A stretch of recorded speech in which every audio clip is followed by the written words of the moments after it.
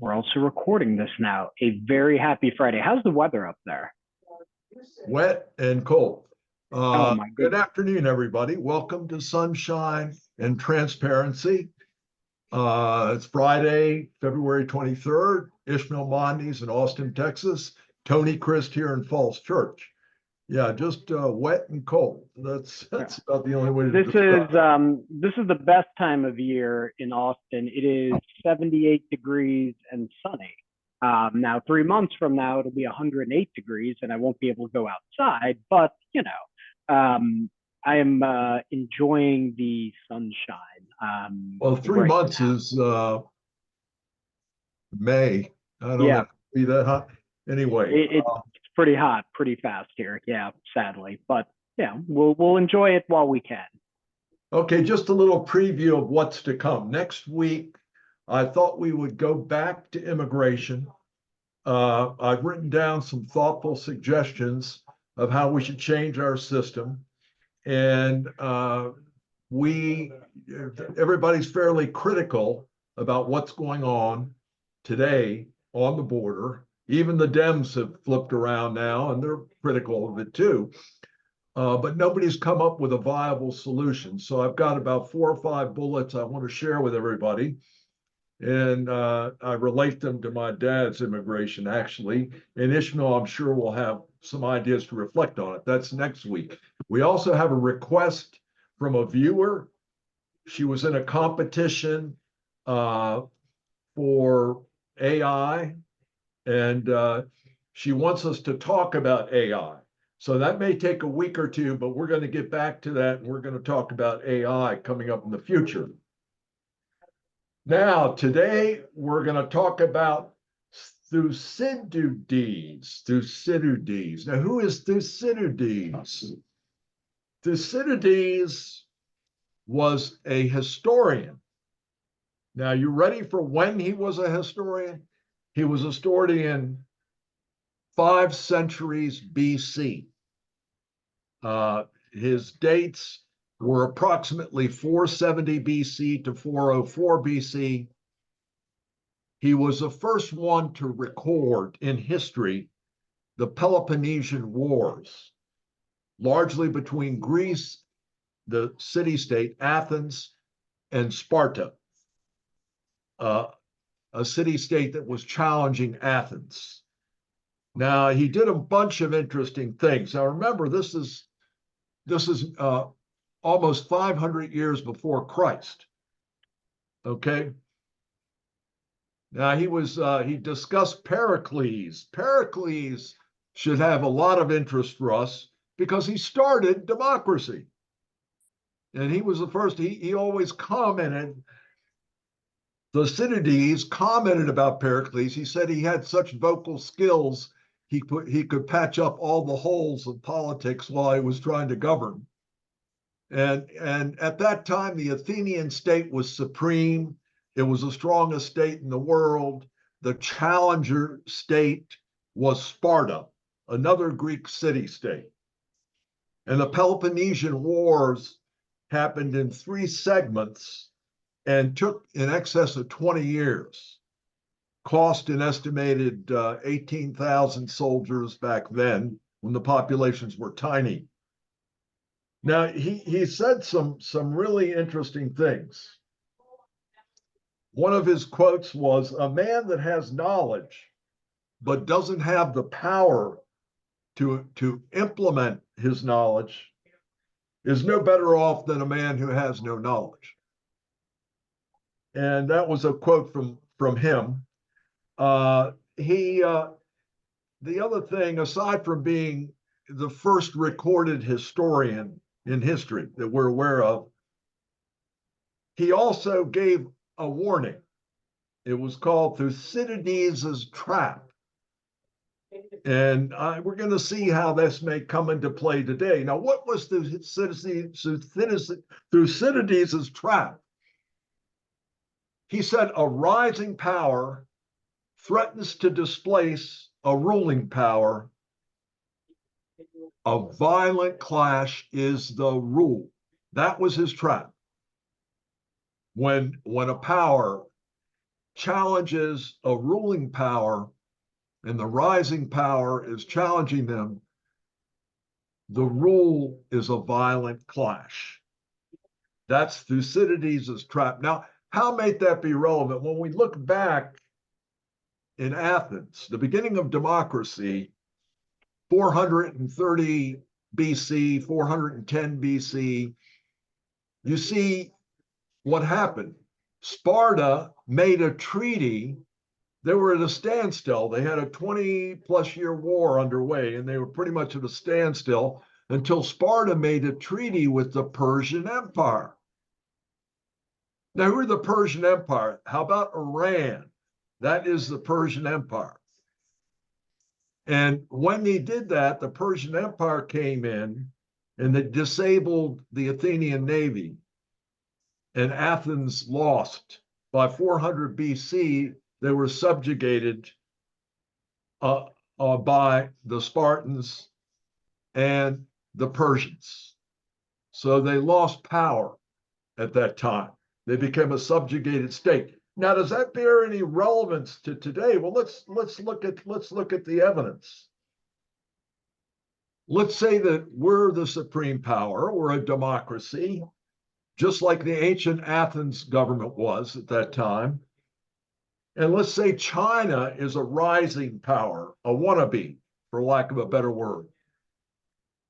Well, let's see what China's done. Aside from their roads and initiative, a researcher at the College of William and Mary wrote an article titled "How China Lends," and he talked about China made around the world over the last 20 years, 47% of 2,000 plus loans were made in Africa, 30% were made in Latin America. And often these loans are secured by strategic city ports. Do these loans have the potential to influence debtors, domestic and foreign? Well, the William and Mary researchers said, yes, of course. Cancellation and acceleration clauses in contracts grant Chinese lenders the ability to influence domestic and foreign policies in these countries. Additionally, China lenders also have gotten into quasi-government entities in the Chinese Communist, the Chinese Communist Party. Moreover, the team cites Chinese contracts contain usually severe confidentiality clauses that bar borrowers from revealing the terms of even the existence of the debt alone, let alone the specific terms. Finally, as a bribe to entice poorer nations to take the loans, the Chinese debt is often hidden, preventing disclosure of the borrower's true financial conditions. That's a pretty powerful situation. If you're in debt, not to know that you are in debt, and you're almost an indentured servant. Since Biden came into power, China's entered into 2 overt agreements that either defy current U.S. policy or direct effort to undermine U.S. currency. The first agreement, the 25-year China-Iran cooperative. Iran, well, of all the interesting things, this was just signed recently. An agreement with Iran, a 25-year agreement with Iran. The China-Iran cooperative agreement directly secures a long-term supply of oil for China and strongly market for Iran's oil. Although the details have not been disclosed publicly, to the extent U.S. policies restricting Iran put in place by Trump. Also, Russia has a 25-year cooperative agreement with China. Another recent agreement during Biden's term. Now, let's think about what Thucydides said nearly 7,000 years ago. He said, a rising power is going, usually ends violently with an existing power. And we're the supreme, we're the ones at the top of the pile right now. So these agreements haven't really gotten much attention, okay, because we're still riding on top of the pile and we're paying attention to other things. But these agreements recently, there has been a number, just in the last week, there were 3 additional unidentified flying objects shot down over Alaska by Biden, shot down over Alaska, over Canada, and over the United States. Now, they weren't balloons, they were discs, but they've not been identified, but we do know they were all shot down. Also, there's been tremendous migration of what many describe as Chinese middle class. A lot of people have said military age men. There have been sightings of them at firing ranges shooting guns. Now, I do think the majority of the Chinese coming in are coming in because it's difficult days in China right now, and they're trying to get in the country, but not all of them. And the fact that there are so many military age men coming in, it's very hard to know if somebody has a different agenda, if they're going to be a deep plant here in America, so to speak, as many Chinese have been, reporting back to China. So I don't know, what, Ishmael, what do you think about China? Oh my gosh, so many things here about China. I think a couple challenges China has, big challenges that tells me they're going to get more desperate over time. Number one, and I think this is something we have to bear in mind, the biggest advantage they've had has just been the sheer size of the population. Has become educated, come out of poverty. That population right now is projected to go down from, what is it, about a billion, a little over a billion today, to 525 million by the end of this century. It's from about 40 to 50% decline in population. And a country that is declining in population is not a country that is thriving. So that's number one. There are many of these old policies that they had that are going to come to roost. Number one being that their population is going to decline significantly. I think number two with China as well, that's interesting and of particular interest to me, mainly because I know folks in the industry, is essentially it's going to be called the chip wars, the semiconductor bans, the fact that we have that the president has really tightened the screws on the ability to export and invest in China. And also, more importantly, that's not reported enough. And this is where, when folks in the industry, they tend to be very frustrated by this. But if you are a Chinese national, you no longer can work in the advanced semiconductor, quantum computing industry for, wait, let me finish. You cannot, if you're a Chinese national, work for American companies in this particular industry. So meaning companies that were going to do business in China no longer can, because you can't hire Chinese nationals, can't hire them here stateside as well. And that is, the consequences of that are fairly extreme. If you do not give access to their people, besides potential spies, etc., which certainly is a problem, the ability to learn and essentially steal our technology, which they've done for decades. There are hundreds of Chinese American citizens that are Chinese and cannot work in the industry. They have dual citizenship. They cannot. If you are a Chinese citizen, you cannot. Well, there's a lot of Chinese that are American citizens that can and do. I understand that. They are in very sensitive positions too. And we rely on them. And there's been a tremendous amount of money by China indirectly going into universities and everything to influence those things. So it's not. I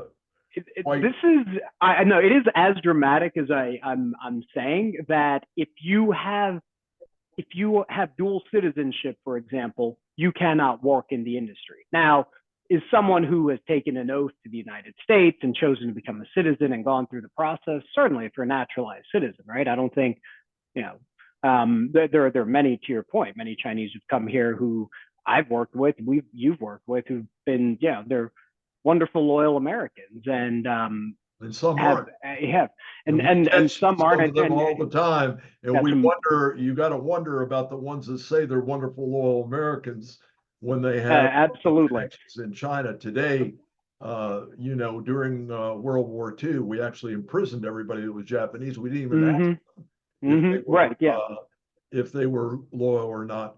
The other thing that's somewhat troubling is I don't understand why Biden isn't making Taiwan like a porcupine. In other words, Taiwan, we are back 2 years in orders for military equipment that Taiwan is paid for, not our gift to them. But rather than embark on a CHIPS Act and try to have that brought here, all of NVIDIA's chips, incidentally, are made in China. By Taiwan Semiconductor. By Taiwan. Okay. Yep. So it's a joke to me to see everybody tap dancing, trying to get everything opened over here when they have zero manpower that even know how to make a chip. Matter of fact, the Taiwanese came over here. They said, we're going to have to move all the people over here to run a plant. The only reason they're running is because forgive my terminology, the dumb government is giving out the money. Okay, that's the only reason they're coming here. And of course, it's debt. We don't have any free money. So rather than make Taiwan a porcupine to dissuade China, we're trying to bring it all here without the human ability to make them, without, and not to mention the fact that one U.S. employee right today costs somewhere between 300% and 400% more than one Taiwanese employee. 300 to 400% more. So I'm one who like how smart is that? Who believes firmly in free trade. Like, I'll be honest, we should have a tariff-free world. It's a big deal. However, the Trump-Biden tariffs. I don't. I absolutely think they were disasters. The Trump and Biden continuing them, and I'll say this around chip production in particular, where I believe personally the next wars will be fought over is not oil but sand and materials to make chips. And as an imperative, the national security imperative, we have to have the ability to do this here. This is one of those things where I actually cannot believe we have, we wouldn't have nuclear weapons made overseas. And these are going to be, the equivalent of those in the future as, we see more and more advanced AI. And as we get quantum computing online more and more, and we're just we're in the very early days of it. And if we don't have the ability to produce and manufacture and find a way to actually do it here, that puts us at major risk. And I think we have to add that lens to it. But I do agree with you on all the other aspects in terms of cost and people not here. With our missile capability, and we should have done, frankly, the same thing with Ukraine. Mr. Doe, who and I were screaming prior to Putin's invasion, why aren't we shipping everything over there, including airplanes and everything? You can make, plus they've got to cover 100 and some miles of water, okay? And the poor Taiwanese have paid for many things that we haven't even delivered. So sure. I'm not being prepared. I'm with you on giving them weapons. I think though in the future, and where I get worried about China the most, and paid for that we haven't delivered. Where I get China, rather than spending near $1 trillion here, you can easily give them 60 billion worth of weapons or 100 billion worth of weapons and make them like a porcupine that's going to dissuade China for years. I don't believe that war though will be fought the way we believe it will be. I think China, and there's companies that have emerged because of the threat of China, will launch cyber attacks and continue to, and disrupt. So you don't believe what she says. You don't believe what he says. I don't believe That's like China Biden will. saying, I don't Well, believe what no. you're saying. Let me put it this way. China will say that, but it's the look over here, right? They're very smart. They're not going to tell you exactly. They're going to say, hey, look over here, while coming in the back door. It's much easier, to your point, missiles and the sea and all of that.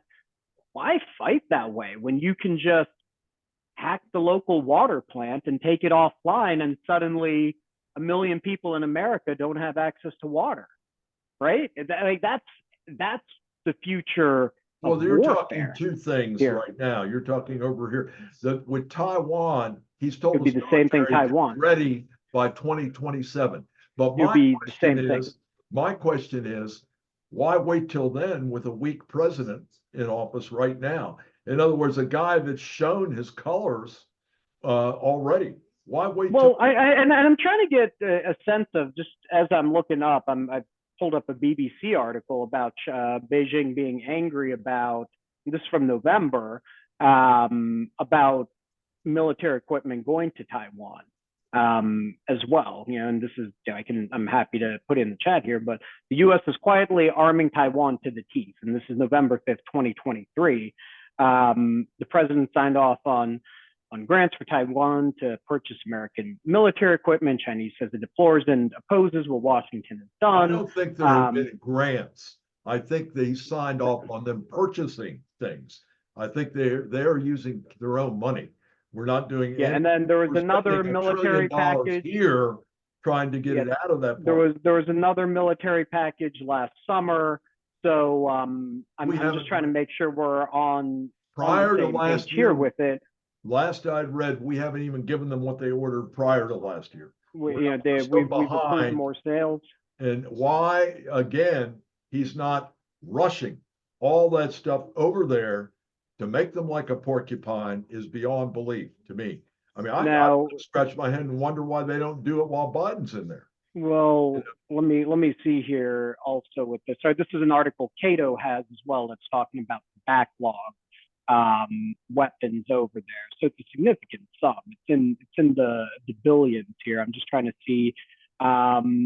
So I guess the conclusion is this means that well over half of the U.S. arms sales backlog to Taiwan are traditional capabilities that lead up a large portion of Taiwan's limited defense resources and have minimal utility in defeating a Chinese invasion. Going forward, the U.S. should prioritize selling Taiwan more survivable and affordable asymmetric capabilities and munitions. Sure, that's to keep Cato, Taipei from running out of administration. That's what I'm saying is tank. that's what Cato is saying in this article. They've done this whole big analysis on the weapons and the backlog and what the weapons are and the category capabilities and the amount of money. There's plenty of backup here. So it's about 20 billion to your point, the backlog. And I'm trying to figure out the why. Because Biden here. it's not. There's been no. Well, there's got to be a why. There's got to be a why. Well, there's got to be like a real why. Is it the amount? Does it need to be manufactured? Tanks,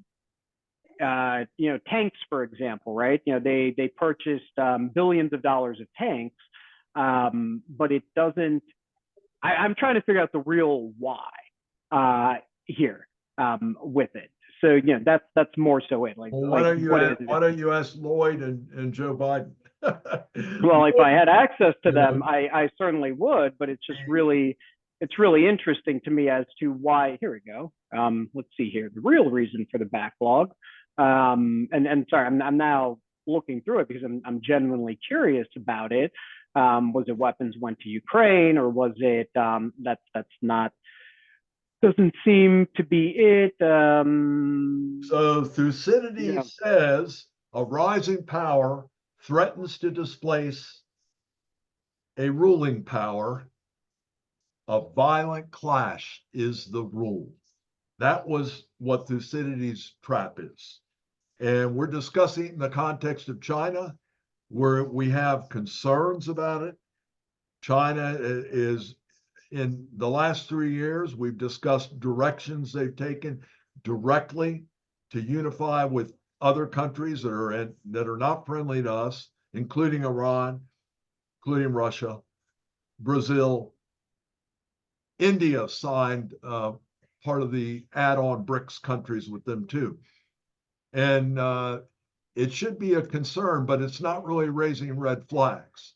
And the fact that they haven't given them the military stuff that they bought over a year ago is it was actually purchased in 2019. It was purchased in 2019. The beginning of the purchases go back, yeah. And but they still... the interesting thing was, and I'll just read the reasons that this article was talking about, is capacity of our industrial base, consolidation amongst our own private defense sector that has reduced the amount of suppliers and production lines, longer supply chains, COVID-19, supply chain shocks as well. It seems there's multiple reasons that all come together, and just inefficiencies in our sales to delivery. I think the biggest thing is that we've seen a lot of consolidation in the defense industry the last decade.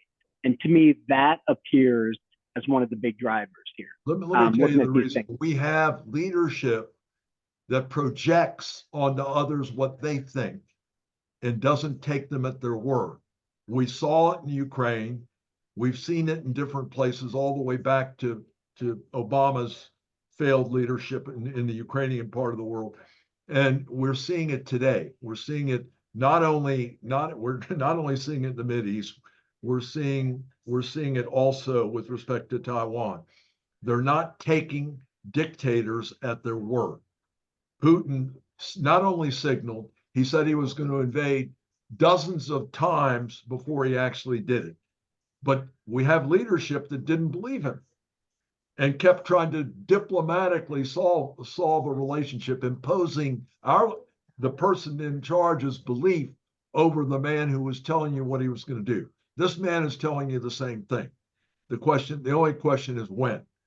So we don't know. It's something that should be watched. We're not taking remote precautions by even giving Taiwan the equipment they ordered back as far as 2019. It's a point of concern. We don't want to tie you up on your Friday. We've been on for our full time now. We want to tell you all to have a good weekend. Any final word, Ishmael? I think, again, a couple final words here will be, one, we have to keep in mind the pressures on China and continue to press on them. And I do think I'm a big supporter of our actions on chips and on the semiconductor industry. Again, just talking to people in that industry, it is having more of an impact than we can imagine. And they're frustrated because they can't make as much money. But that's one point. Number two, the other interesting data point that I read is our GDP versus China's. At the end of 2021, China was at 75% of US GDP. Believe it or not, at the end of 2023, China was down to 65% of US GDP. So the fact that we actually have grown faster over the last 2 years, considering all the issues we've had versus China, and have started to widen that gap again, gives me hope around, hey, the way Ronald Reagan said it. Let me finish the point here, that our ability as Americans, so long as we don't get caught up in the nonsense, we'll race past anyone. And we'll make this a place where Chinese do want to come here and be productive. I would personally invite every person from China who wants to come here and make it the best life for them here. Okay, let's put a brain drain on them. We're going to talk immigration. But there's a real opportunity. We're going to talk immigration next week. Let's get back to the point. I don't want to poke a pin in your bubble, but Japan's economy went in a bad way before World War II. We cut them off from trade before World War II. It didn't do us much good. We were blindsided and attacked. Absolutely. So oftentimes when economies internally aren't doing well, and particularly dictators, focus people on what's going on outside and unify them. So I think that's a two-edged sword. I think we're sorely mistaken in not equipping Taiwan. And Thucydides, I think his point has merit, and I don't think anybody's paying attention. So you guys have a blessed week. We look forward to giving you our specific ideas on how to correct immigration, which is a broken system today. And have a great week. We'll look forward to seeing you next Friday at 4. Thank you, everybody. Have a wonderful week.